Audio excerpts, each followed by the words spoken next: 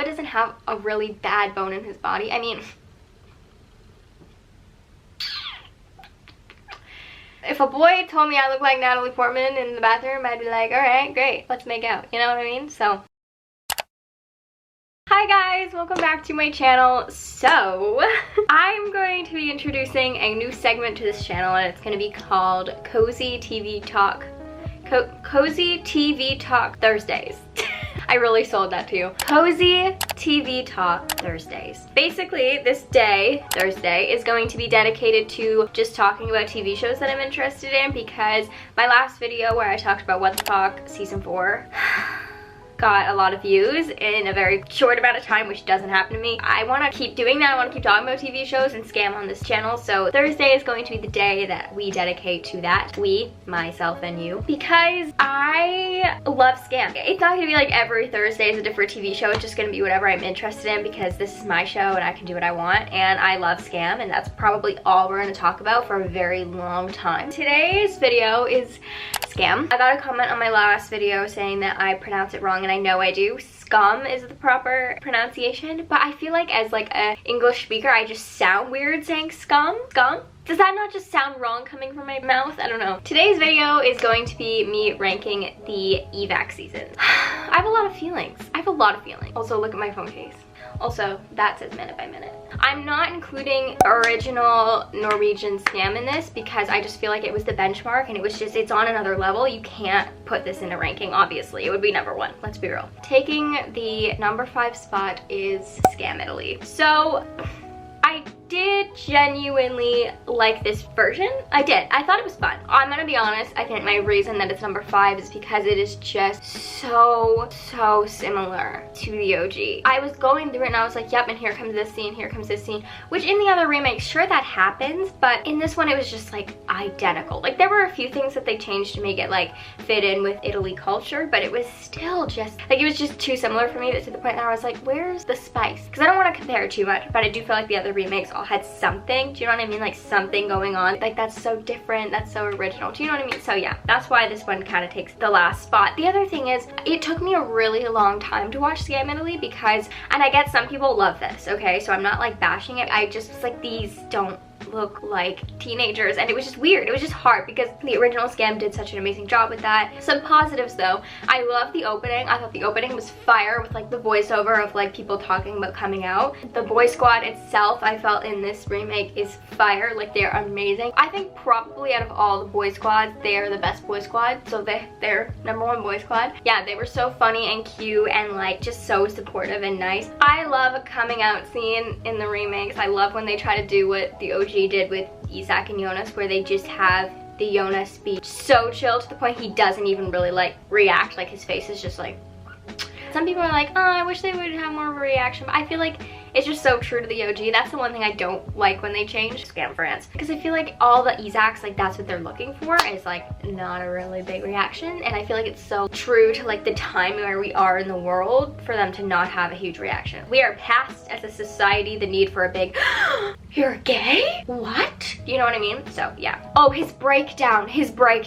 Oh, so satisfying. I love a breakdown. I love when the Isak breaks down. I was like, oh my god. Like, I think he has the fight with the boy squad and then he runs off. He's like screaming, throwing things. It was so satisfying. I love a breakdown. Don't judge me, okay? I just do. I was like, God bless. I love when you finally see them just like let it out. You know, it was so satisfying. Okay, anyways. Coming up in number 4, we have Scam France. So I feel like some people are gonna be like, what? Don't kill me, okay? Don't kill me, I'm so sorry. I love France, I really did. I did, okay? But if you've watched my last video on What the Fuck, you'll probably be able to guess. Okay, can this person, I'm so sorry if you hear something outside. I don't know why I can never film without people interrupting me. I'm looking for rawness, I guess, when I watch Scam. That's my number 1 thing that I'm searching for when I'm watching a Scam remake, is to not lose the essence of Scam. And I feel like with this one, it was just so polished. And here's the thing, a lot of people have told me the reason Scam France is their favorite is because when they're looking for like an LGBT storyline, sometimes they are looking for something that is very like what a lot of straight people get, which is this like fairy tale romance type thing. And so with Scam France, it was so polished. It was like a fairy tale. Like, what does Elliot say? He's like, only you? Wait, what does he say? Hold on. I'll put it right here. This is what he said. Like, it's so like romantic, you know? Love that. But I just personally am looking when I watch Scam Remakes for that raw essence of Scam. Things I absolutely loved about this remake, how they let Elliot talk about his bipolar. A lot of people with mental illness don't actually get to tell their story. It's always people telling it for them. And so with Elliot, I love how they had that section where he tells Lucas like full on like, this is what it's like for me, and it's realistic. And that's definitely what the OG was, not to compare, but that's what the OG was missing. So like Elliot talking about it, it was just like so satisfying, and like thank God. Their Oh Helga Not, I watched so much the song. You say all you wanna be is remembered. Remember? Oh my God. Ugh, I watch that so often. It brings me to tears. When Lucas almost gets hit by the car, I don't know, bro. Something about Oh Helga Not in general, I look for this in absolutely every single remake, and it usually never disappoints. This one did not disappoint. This one is so amazing. When he turns to his mom and he runs out and then the music picks up, oh, I think the song is like 90% of the reason I love this Oh Helga Not so much. A lot of things they did were really freaking good. I think just overall, it was genuinely just how polished it was. In general, that's the style of France that I just don't love. I don't know. France loves their remake. I know y'all do. I know y'all are absolutely obsessed with Lucas and Elliot, and you should be. They're amazing. Axel and Maxence are just stunning. They're so good. I was supposed to meet both of them in Paris at the Everything is Love 5, and then Corona happened, and now DreamCon won't give me my money back, so. Anyways, we're gonna move on now. Coming in number 3, I don't want to say it, Druck. I'm saying Druck. It's probably so wrong. Druck. Wow. What a remake. What a season 3. What an evac. Okay, so obviously the greatest decision they made was to make the David. Can I just say David?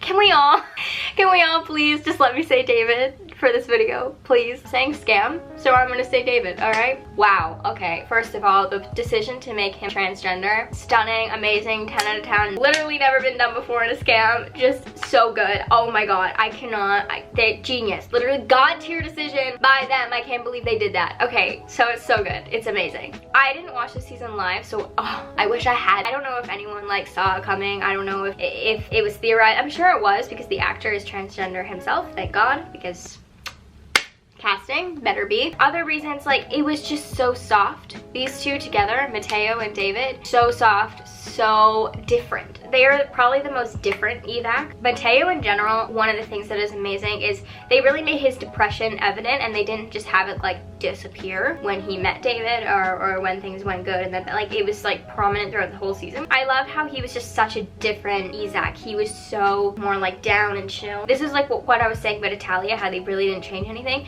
This is why I love Druck so much. I think they changed so much in such an amazing and cool way, and just there's something about Druck in general that is just so soft and homey, and I should just be ranking the Oh Helga Nots, but I think it's my number 2 favorite Oh Helga Not. Wow, okay, it's so different compared to all the other evacs, but when he just like runs in yelling, he's like, what the f are you doing, or something like that. But my favorite part is when David, I could say it in my head but like not out loud, it's really weird. It's when David, he's like crying and bawling, and then Mateo is just like, well, I'm here now. The fact that it's in the pool and so it's like echoing around, ugh. Okay, I don't want to hurt your eyes on the ring light. He's like, yes, but now I'm here now. And then he says it again. He's like, I'm here now, so you have to worry about that, or something like that. And then he says, because I love you. And the way he says, he's just like, because I love you. And it's just so soft. I thought it just fit how like most of the season they were so soft, and then in this moment they were screaming. I just thought, God's here. So good. Number 2, are you ready for it? Are you ready for it? I bet you know what it is, because you know what my number 1 is. Scam Spain. Okay, wow. Scam Spain. Chris.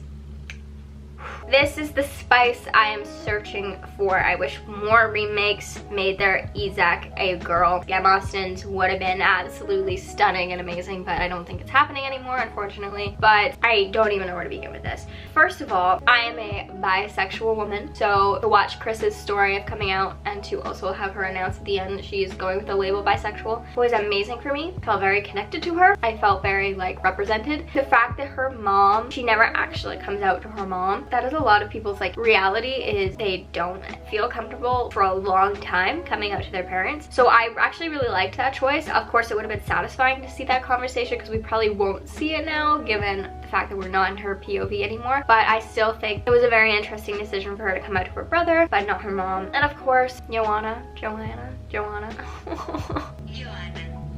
See, I just sound stupid. Anyways, the decision to make her to have BPD is stunning. I think they handled it really well. A lot of people say that the reason that they really didn't like this season was because it was so back and forth, but I think that that was very realistic to this mental illness, so I thought it was really well done. The thing that I think they did amazing was similar to how they had Elliot in SKAM France talk about his bipolar. I love how they had her tell Chris this wasn't something that Chris found out on accident. She found it out by a nice conversation in a park. I loved how so many times it was her speaking and her telling her story. I thought that was so nice and so needed. SKAM Spain just loves women. They said, sorry, we are making all seasons about women. We are telling the Girl Squad story, doing it justice. And I think they are so valid for that, and that is why they are one of my favorite remakes. Probably one of my favorite clips is when Chris comes out to Amira.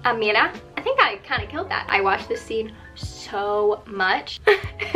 Amira's eyes when she's talking about how like she read all this stuff on Twitter. Amira's just like, where'd you read that? She goes on Twitter and she's like, this scene is just amazing. I love it so much. I love how it was her that she came out to first. The Isak coming out to the Jonas. This is just like the Isak coming out to the sauna, but it's also the Chris coming out to the sauna. It's so cool. It's just so cool. My other favorite scene is the song, I wonder if you wonder about me.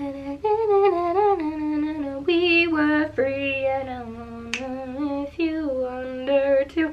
And I wonder if you wonder about me. I butchered it, but yeah, that one. And they're like crying and like, it's so good. The water scene, the first kiss, the 21-21, they look like mermaids.